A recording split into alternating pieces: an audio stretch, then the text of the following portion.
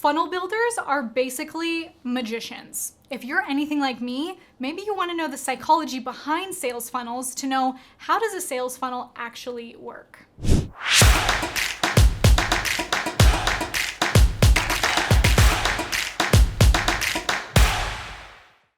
Sales funnels have been the key to helping me build my multi-million-dollar business. So I want to kick off this video by showing you how a sales funnel actually mirrors the traditional marketing process.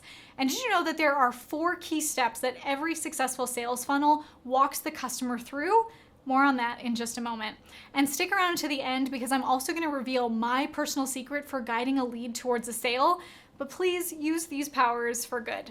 Sales funnels are used in more modern marketing. And sure, in the past, people did really well with direct mail and billboards and newspaper ads, but sales funnels can actually still mirror the traditional marketing process. Russell Brunson often gives this description of a funnel. It's like someone sees a billboard ad for your service, they open the door, they're greeted by someone, and then they can schedule an appointment or take action on whatever that funnel is presenting for them to do. Online funnels can work the same way. They follow a logical process of guiding your lead towards a sale. And leads are nurtured through the funnel and are typically red hot by the time that they buy. At the top of the funnel, you have a wide audience of tons of people that might be interested in what you have to offer.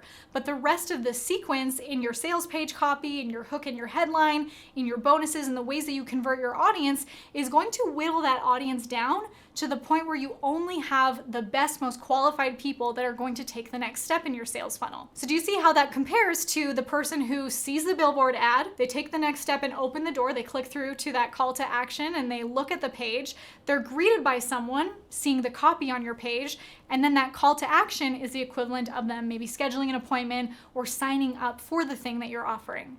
I want to hear from you. Have you ever been on a super compelling website or a sales funnel that almost effortlessly brought you along a customer journey?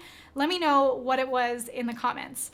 I can tell you for myself personally, I've seen Facebook ads sometimes that felt like they were speaking directly to me. It's like they knew my exact pain points, my problems, my desires. I clicked through on that ad, AKA the billboard, and opened the door to the sales funnel. Then I was greeted by someone, or really saw all of that sales page copy, which further nurtured me towards believing in this product or service. And then throughout the page is sprinkled with calls to action for me to actually opt in and take the next step, which meant they got my credit card because their marketing was just so dang good.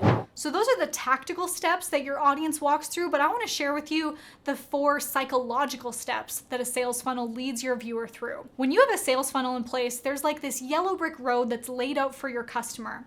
The first step is awareness. This is where your lead becomes solution aware. Your offer is presented clearly to them as the answer to their problem. The second step is interest. After they have awareness, maybe they find some interest in what this is.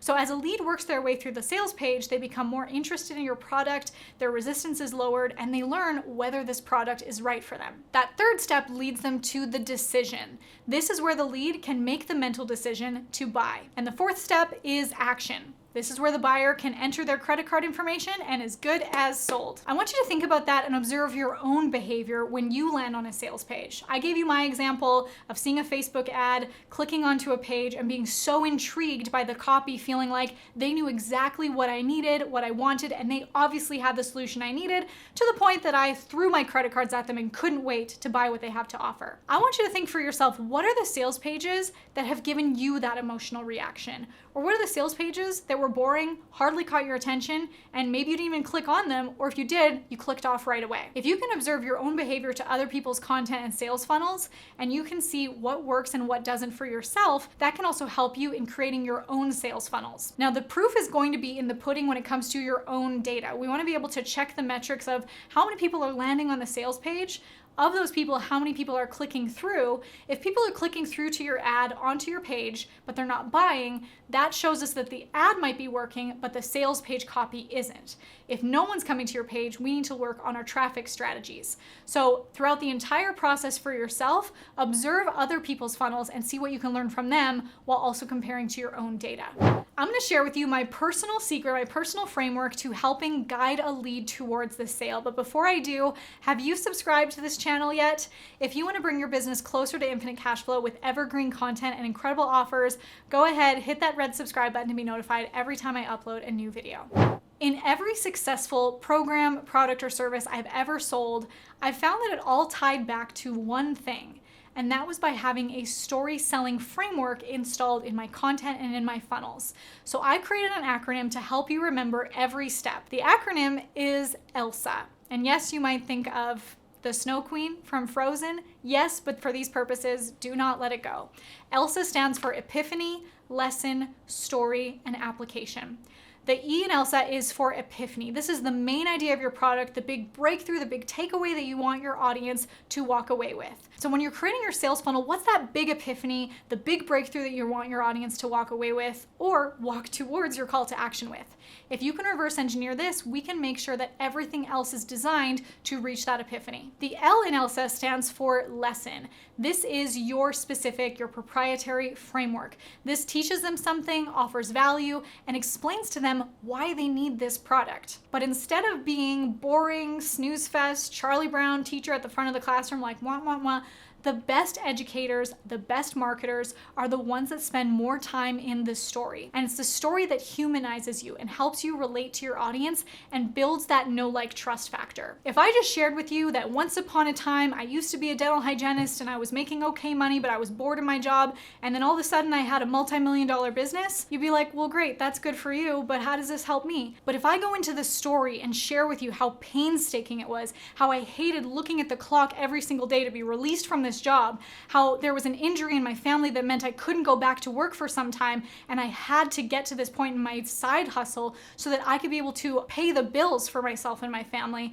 and that finally, after trial and error and late nights and early mornings and failures, and finally reaching this epiphany of how I could grow my business with YouTube and high ticket sales, that might be something that maybe you'd relate to a little bit more. Instead of this instant before and after, you got to experience the highs and lows with me, maybe even resonated with parts of that story yourself. That's what's gonna create that know, like, trust factor, so that when they do have the purchase decision to decide who they wanna buy from, they're gonna buy from people that they believe in because they've been through a similar experience themselves. So you have your epiphany, your lesson, your story. When you've gotten this far with your audience, that's going to guide your audience down that yellow brick road to Oz, which is what I like to call the offer zone. So the A in ELSA is for application. This is that powerful call to action for what to do next. It's that actionable step for your audience to take to go through from being a lead to being a paying customer.